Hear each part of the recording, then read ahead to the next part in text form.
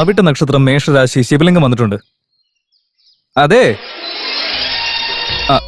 ദേ നോക്ക്, എനിക്ക് നിങ്ങളോട് സംസാരിക്കാൻ വലിയ താല്പര്യമൊന്നുമില്ല. പക്ഷേ കാറിന്റെ കണക്ക് വെച്ചിട്ട് നിങ്ങളോട് സംസാരിച്ചാലേ പറ്റൂ. ഇതാ എടുത്തോ, ഇതിലേ 5000 ഉണ്ട്. ബാലൻസ് ഉള്ളതൊക്കെ പതിയെ ഞാൻ അടച്ചു തീർത്തോളാം. നിങ്ങളുടെ പണി നടക്കട്ടെ, ഞാൻ പോവാ. അല്ല എന്താ ഇത്? കാറ് വാങ്ങാനായിട്ട് എനിക്കൊരു 15,000 തന്നിരുന്നില്ലേ, അതിൽ 5000 ആണ് ഇപ്പൊ തന്നത്. നിങ്ങളെപ്പോലെ പഠിപ്പും വിവരമൊക്കെ ഉള്ള ആൾക്കാർ ഇങ്ങനെ ചെറിയ കാര്യത്തിന് ഇങ്ങനെ കുറെ ആൾ പിണങ്ങിയിരിക്കുന്നൊന്നും ശരിയല്ല കേട്ടോ. അതിന് കൊച്ചിനെ ഞുള്ളി വെട്ടിട്ട് തൊട്ടിലും ആട്ടോന്നാണോ? നിങ്ങൾ ചെയ്തുകൊണ്ടിരിക്കുന്ന പണി ചെയ്തോളൂ. ഇനി മുതലേ നിങ്ങളോട് മോശമായിട്ട് സംസാരിക്കാൻ ഒരു സാഹചര്യം ഉണ്ടാവില്ല. കാരണം എന്താണെന്നറിയോ, നിങ്ങൾക്ക് ബാക്കി തരാനുള്ള പൈസ ഞാൻ തന്നു തീർത്തു കഴിഞ്ഞാൽ പിന്നെ സംസാരിക്കേണ്ട കാര്യം ഉണ്ടാവില്ല. അതുകൊണ്ടാ. അതെ, നിങ്ങൾ ജീവിതകാലം മൊത്തം എന്നോട് സംസാരിക്കാതിരുന്നാലും ശരി, ഞാൻ ഇങ്ങനെയൊക്കെ സംസാരിക്കും. കാരണം മറ്റുള്ളവരെ പോലെ എനിക്ക് മനസ്സിലൊന്ന് വെച്ചിട്ട് പുറത്ത് വേറെ പറയാൻ പറ്റില്ല. ഇതൊന്നും പറയേണ്ട കാര്യമില്ല, എന്നാലും ഞാൻ പറയാം. സോറി. പിന്നെ വേറൊരു കാര്യം, അസാദുള്ള ബേഗ് സാർ ഒരു കവർ തന്നിരുന്നില്ലേ, അത് നിങ്ങളുടെ കയ്യിലുള്ളത് അതൊന്ന് തരാൻ പറ്റുമോ പ്ലീസ്? കാരണം എന്താണെന്ന് വെച്ചാൽ മെയ് 6-ാം തീയതി തുറക്കണമെന്ന് പറഞ്ഞിരുന്നേ. മെയ് 6-ാം തീയതിക്ക് ഇനി ആകെ 4 ദിവസമല്ലേ ഉള്ളൂ. ഇനിയിപ്പോ ബാക്കി 10,000 തന്നാ മാത്രമേ കവർ തരുള്ളൂ എന്നുണ്ടെങ്കിൽ സാരമില്ല, ബാക്കി തന്നിട്ട് ഞാൻ വാങ്ങിച്ചോളാം. ഇപ്പൊ ഞാൻ വീണ്ടും നിങ്ങളോട് മോശമായിട്ട് സംസാരിച്ചെങ്കിൽ സോറി കേട്ടോ. ഹലോ, അതെ ശരി, ഞാൻ പോവാ. രംഗമ്മേ, രംഗമ്മേ, രംഗമ്മേ, താങ്ക് യു രംഗമ്മേ. സന്തോഷായി, നിങ്ങൾ തന്ന ഐഡിയ ഒരു രക്ഷയില്ല. എല്ലാം നല്ലതിനല്ലേ മോൻ, അവളെ പൊന്നു പോലെ നോക്കിയാൽ മാത്രം മതി. അതൊക്കെ ഞാൻ ഏറ്റുന്നേ. അല്ല, ശരിക്കും നിങ്ങളുടെ ബർത്ത്ഡേ എന്നാ? കഴിഞ്ഞ ആഴ്ച അങ്ങേര മറ്റവളുടെ പിറന്നാൾ ആഘോഷിച്ചു. ഒരു ബന്ധമില്ലാത്ത നീ എന്റെ പിറന്നാൾ ആഘോഷിച്ചില്ലേ മോനെ? എന്താ, അപ്പൊ ശരിക്കും ഇവരുടെ ബർത്ത്ഡേ ആണോ? എന്താ പറയണ്ടേന്ന് അറിയില്ല. അതെ, നീ ഇതെന്താ ആലോചിക്കാ? ഒന്നുമില്ല, വെറുതെ ആലോചിച്ചതാ. നിങ്ങൾ സംസാരിക്കേ, ഞാൻ അതാ വരുന്നു. സ്റ്റാർട്ട്. സൈലന്റ്.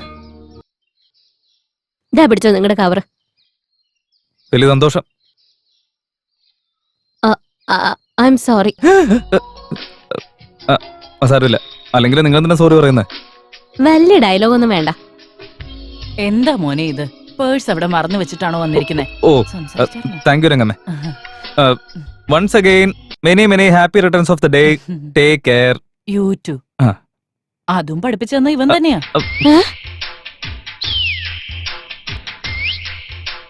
ഈ സംഭവത്തിന് ശേഷം പിന്നെ ഒരു 2-3 ദിവസത്തേക്ക് ഞാൻ മംഗളമേടത്തെ വിളിച്ചിട്ടേ ഇല്ല.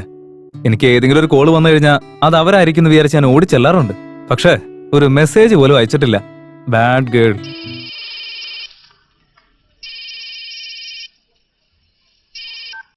ഹലോ, ഞാനാ മംഗളെ. ഓ, നിങ്ങളായിരുന്നു? ഒന്ന് നിക്കേട്ടാ. പറഞ്ഞോളൂ. അത് പിന്നെ എനിക്ക് നിങ്ങളുടെ അടുത്തൊന്ന് സംസാരിക്കണം. എന്റെ അടുത്തോ? പറഞ്ഞോളൂ. ഫോണിൽ കൂടെയല്ല, നേരിട്ട് വേണം. നേരിട്ടോ? അത് പിന്നെ ഒരു മിനിറ്റ്. എന്താന്ന് വെച്ചാ ഞാൻ കുറച്ച് പ്രധാനപ്പെട്ട ജോലി ചെയ്തോണ്ടിരിക്കുക. തിരക്കാണെങ്കി വേണമെന്നില്ല. അല്ല, അത്ര തിരക്കുള്ള കാര്യമൊന്നുമല്ല എന്ന് കരുതി ഞാൻ അത്രയ്ക്ക് ഫ്രീയും അല്ല എന്റെ പൊന്നിയേട്ടാ. എന്നാലും ഫ്രീ ആയിട്ട് വരാൻ നോക്കാം ഞാൻ. ശരി, നാളെ ഗുരു ഹോട്ടലിൽ 6 മണിക്ക്. ഗുരു ഹോട്ടൽ വേണ്ടെന്നേ. ഈ റേഷൻ കടയിൽ അരി വാങ്ങിക്കാൻ ക്യൂ നിൽക്കുന്ന പോലത്തെ അവസ്ഥ അവിടെ. മതിച്ചേണ്ട കടയിൽ പോയാലോ? അല്ല, അങ്ങോട്ട് വരാൻ കുറച്ച് ദൂരം ഉണ്ടല്ലോ. ഞാൻ തന്നെ വന്ന് പിക്ക് നോക്കിയേ. എവിടേക്കാന്ന് വെച്ചാ നിങ്ങൾ തന്നെ തീരുമാനിച്ചു പറ. ശരി. എടാ ശിവലിംഗം, നീ ഒരു രക്ഷയില്ലടാ എന്റെ പൊന്നി ഏട്ടാ. കൈ വന്ന ഭാഗ്യം കൈതട്ടി പോന്ന് വിചാരിച്ചതാ ഞാൻ. രംഗമ്മ, എത്ര താങ്ക്സ് പറഞ്ഞാലും മതിയാവില്ല. എന്റെ പൊന്നു വല്യപ്പ വെറുതെ വെറുപ്പിക്കില്ലേ. മുമ്പിൽ ഒരാള് പിന്നിൽ ഒരാള്, വെറുതെ മനുഷ്യനെ. ചേട്ടാ, ഒരു ബാൽക്കണി. ഇപ്പൊ തൽക്കാലം സിംഗിളാ. ഹലോ. ഹലോ, രംഗമ്മയുണ്ടോ അവിടെ? രംഗമ്മയോ? നിങ്ങളാരാ? അവർക്ക് വളരെ വേണ്ടപ്പെട്ട ആളാ. ഒന്ന് സംസാരിക്കാൻ പറ്റുമോ? ഒന്ന് വെയിറ്റ് ചെയ്യേ. ഏയ് രംഗമ്മ, വിളിച്ചിട്ടുണ്ടോ? ഉടനെ വരും. വേണ്ടപ്പെട്ട ആളെന്ന് പറഞ്ഞാൽ ഒരേ നാട്ടുകാരാണോ? അതേന്നേ. അവര് നാഗർകോവിലാണെങ്കിൽ ഞാൻ കന്യാകുമാരി. കന്യാകുമാരിയുടെ അവസാനത്തെ നാടാ. അതാണല്ലോ അതിർത്തി. അത് കഴിഞ്ഞാൽ പിന്നെ ഒന്നുമില്ലല്ലോ. ആള് വന്നിട്ടുണ്ട്, കൊടുക്കാം. നിങ്ങൾക്കുള്ള കോളാ. ആരാ സാറേ? വളരെ വേണ്ടപ്പെട്ട ആളാണ്. അയ്യോ എന്റെ കൃഷ്ണ. സമയം കളയാതെ നിന്നാ ഫോൺ പിടിക്ക്. ഹലോ. ഹലോ രംഗമ്മ, ഞാൻ ശിവലിംഗ. എന്താ മോനെ? മംഗളമേടനെ വിളിച്ചിട്ടേ ഒന്ന് നേരിട്ട് കണ്ട് സംസാരിക്കണമെന്ന് പറഞ്ഞു. ആണോ? കല്യാണക്കാര്യം പറയാനായിരിക്കോ? കല്യാണക്കാരി സംസാരിച്ചു നോക്ക്. ആ കാര്യം പറയാൻ വേണ്ടി ഞാൻ വിളിച്ചതാ. അപ്പൊ thank you so much. No mention please.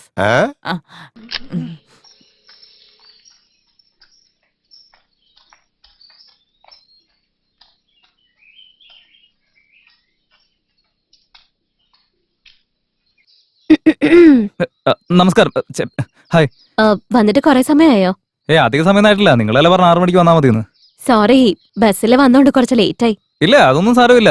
വാ, നമുക്ക് കാറിൽ സംസാരിച്ചാ പോരെ. അതിന്റെ ആവശ്യമൊന്നുമില്ല. അഹങ്കാരം കണ്ടില്ല. കല്യാണം കഴിയട്ടെ, ഞാൻ കാണിച്ചു തരാം. ശരി. എന്തോ പ്രധാനപ്പെട്ട കാര്യം നേരിട്ടുണ്ട് പറയാനെന്ന് പറഞ്ഞില്ലേ?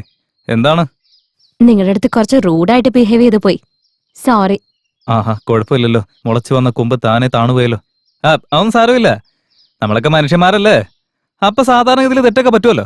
ദേ നോക്കിയേ, നമ്മുടെ ഈ മഹാത്മാഗാന്ധി പോലും പണ്ട് സിഗരറ്റ് വലിക്കുന്ന ശീലം ഉണ്ടായിരുന്നു. അതൊക്കെ വിട്ടതിന് ശേഷമല്ല അദ്ദേഹം പിന്നീട് മഹാത്മാവായി മാറിയത്. എന്താ, ശരിയല്ലേ? ഇപ്പൊ അതൊക്കെ ഇവിടെ പറയേണ്ട കാര്യം എന്താ? അല്ല, അത് പിന്നെ ഒരു ഫ്ലോയിൽ പറഞ്ഞു പോയതാ. പറയാനുള്ളത് പറയേ. ഇവിടെ നോക്ക്, നീ പറഞ്ഞ കാര്യം ഞാനൊന്ന് ആലോചിച്ചായിരുന്നു. അതൊക്കെ അങ്ങനെയാണല്ലോ. ദേ നോക്കിയേ, ഈ പെമ്പിള്ളേരുടെ അടുത്ത് ആമ്പിള്ളേർക്ക് സംസാരിക്കാനേ ചെറിയൊരു പേടിയൊക്കെ ഉണ്ടാവും. വായെന്നൊരു അക്ഷരം പോലും വരില്ല. അതൊക്കെ എല്ലാവരുടെ അവസ്ഥ അങ്ങനെയാ. ഈ കല്യാണം അത്ര നിസ്സാര കാര്യമല്ലല്ലോ. വഴി കിടക്കുന്ന മുള്ളെടുത്ത് കണ്ണി കുത്തുന്ന പോലെയല്ലേ.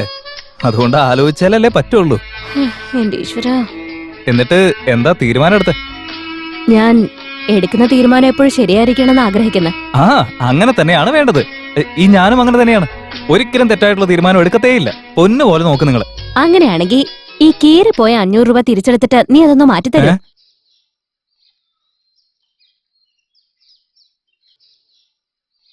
ഹലോ, നീ എനിക്ക് തന്ന 5000 രൂപയില് ഈ 500 മാത്രം ആരും എടുത്തില്ല. ഫോണിൽ കൂടെ നിനക്കിത് മാറ്റിത്തരാനായിട്ട് പറ്റില്ലല്ലോ. അതാ നിന്നോട് നേരിട്ട് വരാൻ പറഞ്ഞ. ഓ രംഗമ്മോ, ഈ നായിഡു സാർ എവിടെ? Thank you. നമസ്കാരമുണ്ട് സാറേ. എടാ ശിവലിംഗം, നീ നല്ല കീറാ അല്ലേ? അയ്യോ സാറേ, സ്കൂളിൽ പഠിക്കുന്ന പേപ്പർ കീറുന്നല്ലാതെ വേറെ ഒരു കീറലും ഇല്ല എന്റെ പൊന്നു സാറേ. ആണോ? സത്യമായിട്ടും. അതാ സാറേ, ഈ മാസത്തെ ഇൻട്രസ്റ്റ് 1200 രൂപയുണ്ട്. 1200? അതെന്താ മോനെ 1200 രൂപ? 6% എന്നല്ല പറഞ്ഞ 20,000 രൂപയ്ക്ക് അപ്പൊ 1200 ആവില്ലേ? എടാ, ആ ടീച്ചറിന്റെ കയ്യിൽ ഒരു 5000 രൂപ നീ കൊടുത്തയച്ചില്ല, അത് നീ മറന്നോ? 5000? പിന്നല്ലാതെ. നിനക്ക് ജോലി തിരക്കുണ്ട്, അതുകൊണ്ട് നിനക്ക് വരാൻ പറ്റില്ല എന്ന് പറഞ്ഞ് ആ ടീച്ചർ വെച്ച് എന്റെ കൈ കൊണ്ട് തന്നു മോനെ. ഒരു മന്ദബുദ്ധിയാണെന്ന് തോന്നുന്നല്ലോ. 300 രൂപ ഉണ്ട്.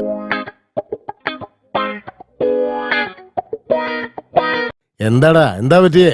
ഈ തലയുടെ പിരിവട്ടൊക്കെ മാറാൻ എന്തടിച്ചാലും സാറേ കറക്റ്റ് ആയിരിക്കും. ഈ പെക്കെടുത്ത് അടിച്ചോ.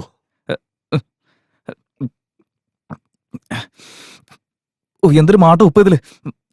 ഇല്ല, സാരമില്ല. ശിവലിംഗം, അന്നൊരു പെഗടിച്ചപ്പോഴാ മദ്യം കുടിക്കുന്നതിന്റെയൊക്കെ യഥാർത്ഥ സുഖം എന്താന്ന് ഞാൻ ശരിക്കും മനസ്സിലാക്കിയത്. അമ്മ ആയിക്കോട്ടെ, പെങ്ങളായിക്കോട്ടെ, പോട്ടെ ഇനി ഭാര്യ തന്നെ ആയിക്കോട്ടെ, കള്ളു കുടിച്ചാൽ കിട്ടുന്ന സന്തോഷം ഇവരുടെ ആരുടെ അടുത്തൊന്നും കിട്ടില്ല. ഒറ്റ ഒരു പെഗടിച്ചപ്പോഴത്തേക്കും സ്വർഗലോകത്തെത്തിയ സുഖമായിരുന്നു. അപ്പോഴാണ് ഒരു കാര്യം എനിക്ക് ഓർമ്മ വന്നത്. അന്ന് മെയ് 6 ആണെന്നുള്ള കാര്യം. ഇത് അസാദുള്ള ബേഗ് സാർ തന്ന കവറാണ്. ഇത് മെയ് 6-ാം തീയതി തുറക്കണമെന്നാ പറഞ്ഞിരുന്നത്. ഇതില് കാർ ട്രാൻസ്ഫറിന് വേണ്ടി ഫോം 29, എന്റെ പേരിൽ 60,000 രൂപയുടെ DD, കുറച്ച് ഫോട്ടോസ്, അതിന്റെ കൂടെ ഒരു ലെറ്ററും ഉണ്ടായിരുന്നു. വായിച്ചു തുടങ്ങിയപ്പോ ആളോട് സംസാരിക്കുന്ന പോലെ തോന്നി. മോനെ ശിവലിംഗം, ഇതാണ് ഫോം നമ്പർ 29. കാർ നിന്റെ പേരിലേക്ക് മാറ്റാനായിട്ട് ഇത് ഫില്ലപ്പ് ചെയ്ത് എല്ലായിടത്തും സൈൻ ചെയ്തിട്ടുണ്ട്. ഇത് കൊണ്ടുപോയി RTOയുടെ കയ്യിൽ കൊടുക്കുന്നത് മാത്രമാണ് നിന്റെ ജോലി. ഇതാ. Thank you sir.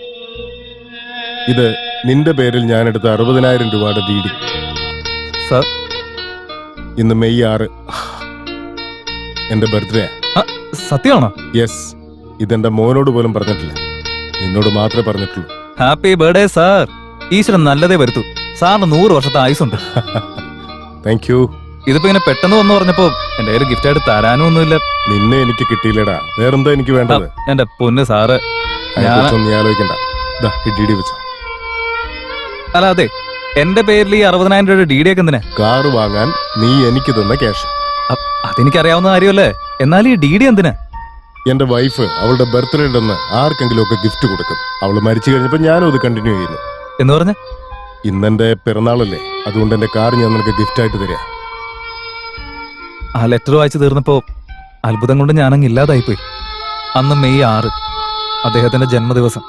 100 വർഷം അദ്ദേഹം ജീവിക്കണമെന്ന് ഞാൻ ആഗ്രഹിച്ചു. പക്ഷെ ആ പുണ്യാത്മാവ് 60 വയസ്സ് പോലും തികയ്ക്കാതെ ഞങ്ങൾ വിട്ടുപോയി.